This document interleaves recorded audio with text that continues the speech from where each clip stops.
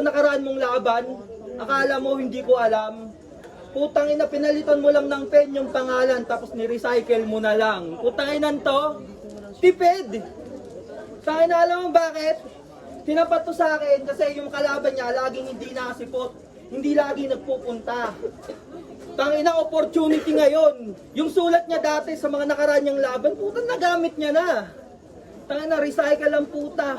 Environmentalist ka ba? Tanginan to. Pero ang problema ganito, environmentalist, yung linya hindi niya nakuha. Total, gano'n naman talaga yung mga tira mo basura.